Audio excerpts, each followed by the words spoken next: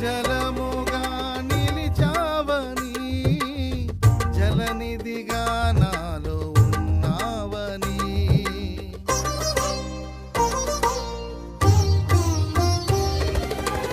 జనులకు దీవెనగా మార్చావని, జగతిలో సాక్షిగా ఉంచావని, ఉత్సాహగానమునే పాడనా, ఉత్సాహగానమునే పాడనా, ఏదైనా నీ కొరకు చేసేందుకు ఇచ్చితివి బలమైన నీ శక్తిని, ఏదైనా నీ కొరకు చేసేందుకు ఇచ్చితివి బలమైన నీ శక్తిని.